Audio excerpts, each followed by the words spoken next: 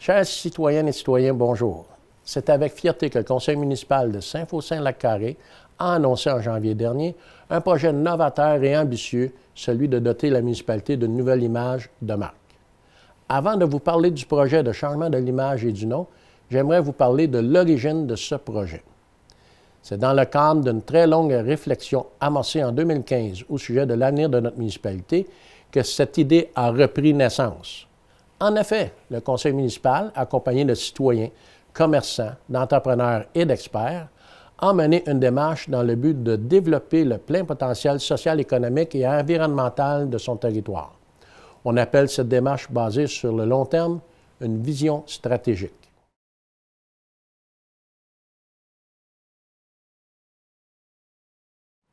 Cette vision permet d'imaginer le futur de notre municipalité. Deux niveaux de gestes peuvent être posés par une municipalité pour satisfaire nos ambitions.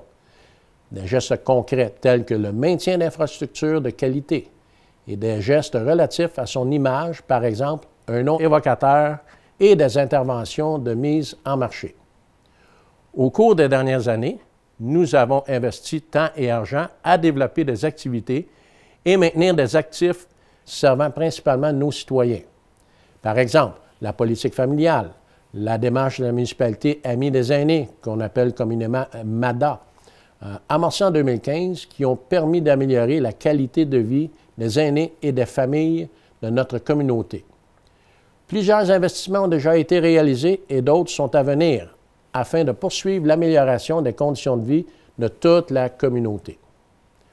Or, l'expérience nous a démontré que l'amélioration de la qualité de vie de nos citoyens, qui demeure par ailleurs une priorité de tous les jours, n'est pas suffisante pour augmenter le potentiel de développement de notre municipalité. Nous devons poser des gestes significatifs visant à stimuler, orienter, promouvoir et développer tout le potentiel économique de notre territoire. Pour y arriver, nous devons prendre les moyens pour augmenter le volume d'investissement au niveau touristique, commercial et industriel. Par conséquent, dans le but d'assurer le pouvoir d'attraction de la municipalité et de stimuler son développement économique, l'une des premières recommandations découlant de la vision stratégique consiste à donner à la municipalité une nouvelle image forte. Nous avons des plans pour accroître le développement économique et la cote de popularité de la municipalité, et le changement de nom et de l'image en font partie. En gros, il faut qu'on devienne plus attractif auprès des gens d'affaires, auprès des villégiateurs, auprès des développeurs et auprès de futurs citoyens. Alors voilà donc la réponse à la question « Pourquoi changer le nom de la municipalité ?» Maintenant, j'aimerais apporter des réponses à d'autres questions qui, j'en suis persuadé, ont fait l'objet de discussions depuis l'annonce de ce grand projet. Tout d'abord, pourquoi le nom Municipalité de Mont-Blanc? Ensuite, quels sont les investissements pour ce projet? Suivi de quel est l'échéancier du projet? Et finalement, comment les citoyens peuvent-ils se prononcer officiellement sur le projet?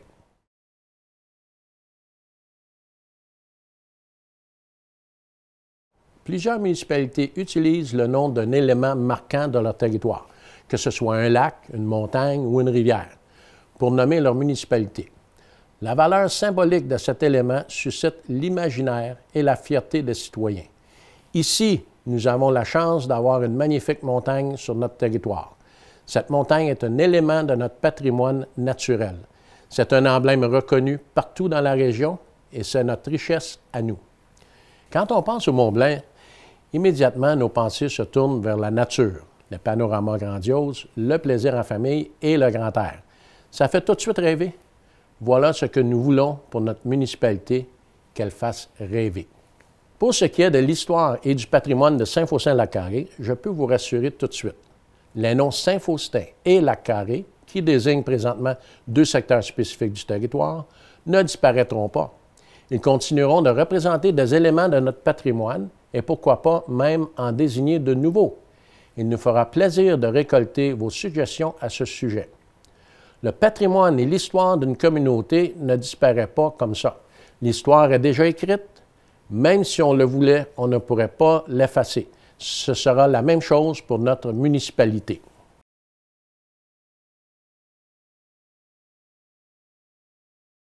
Plusieurs étapes sont nécessaires pour mener à bien ce projet. Nous devons d'abord obtenir l'assentiment de la commission de toponymie, puis celui du ministère des Affaires municipales et de l'Habitation. Chacun de ces organismes a des délais pouvant aller jusqu'à plusieurs mois avant de rendre leur décision. Il est donc impossible pour l'instant de vous donner une date précise. Par contre, nous pouvons vous dire que le Conseil souhaite que ce processus soit complété avant la fin 2019.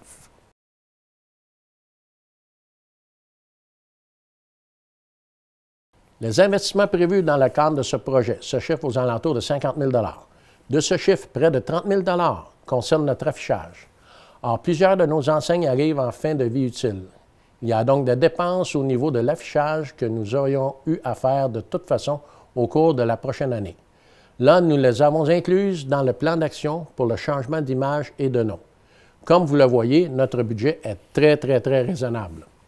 D'autre part, je tiens à vous rassurer que vos taxes ne vont pas augmenter à cause de ce projet.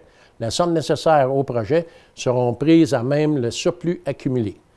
Maintenant, concernant les coûts pour les citoyens, il n'y aura aucun frais à débourser pour ce qui est de faire votre changement d'adresse. Poste Canada va se charger de réacheminer le courrier pendant une année complète, et ce, gratuitement. Cela veut dire que vous aurez une année complète pour faire vos changements d'adresse avec vos fournisseurs de services.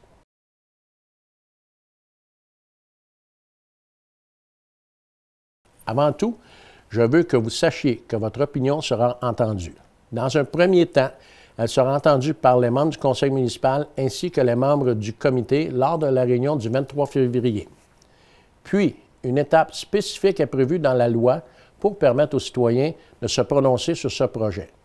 Je vais vous faire un petit récapitulatif des étapes qui sont prévues par la loi. En premier lieu, la municipalité a envoyé une demande à la commission de toponymie. La commission a 60 jours pour répondre à cette demande. Suite à la réception de cette décision, si elle est positive, la municipalité publiera un avis public dans le journal local et sur son site Internet et enverra la demande au ministre.